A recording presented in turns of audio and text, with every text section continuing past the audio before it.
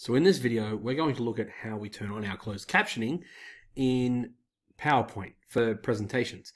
It's an automatic closed captioning, and I guess you might be wondering why we do that at all. Well, let's check it out and I'll explain while it runs in the background. So we go to our presentation mode. There we are.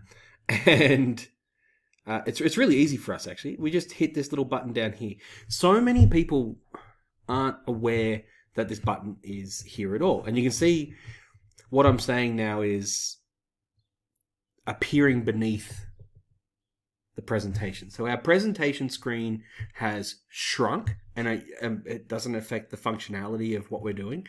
We can do this way, we can go forward or backwards.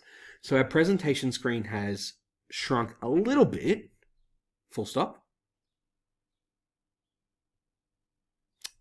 That only happens in Google. Our presentation has shrunk a little bit, and the benefit is that instead, when we're doing this, say, on a large screen where we're presenting, we'll have an automatic closed caption of what it is we're saying. Now, these automatic closed captions do not save.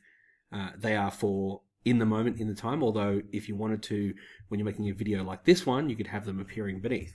So once again, we click on the one here that looks like a text box, and it goes away, or we click on it and it comes back. So these closed caption subtitles, they're really important. Where they're important, I feel, is for accessibility.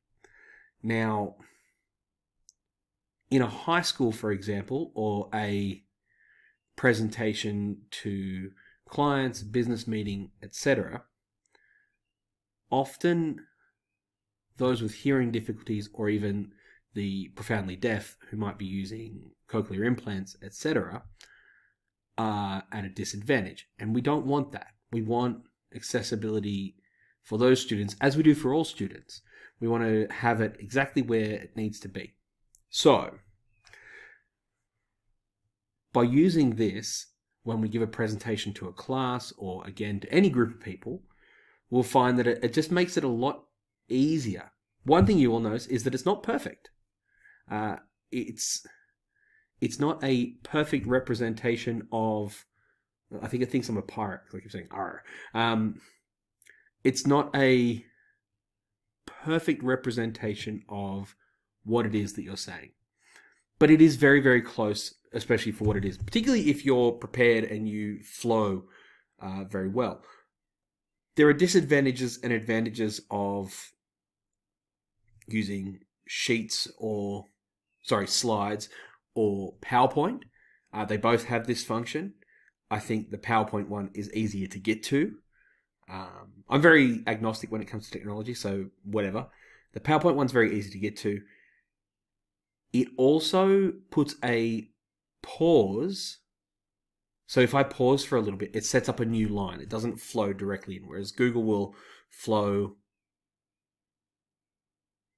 directly in. So we can see that it started a new line now. And it is smart. It does try and make sense, a lot like autocorrect. This, I think, is a really useful tool. I think if you are giving a presentation in your classroom, there is zero reason for you not to be using this. This benefits everyone. It benefits the students with the hearing difficulties, but it benefits the students who don't have hearing difficulties, but it's in a noisy classroom or the people next to them are talking. This is, on that UDL approach, a really we teach to the fringes, we teach those who need the most help, and it benefits everybody. And more and more, the more I see this, the more I think there's zero reason for you not to use it in your classroom. I won't say that you're negligent if you don't use this in your classroom and you're talking to a PowerPoint, but there is a problem. So, it's not perfect. How do we make it better? Well, we can use headphones. So right now I'm using my microphone. Excuse the loud plump. And the reason I'm using that is because it works best for making a video like this. But I also have this little Bluetooth headphone. This little Bluetooth headphone has a pretty sweet microphone. And when I pair it with the laptop, or Surface Pro, whatever, when I pair it with the laptop, it works a bit better.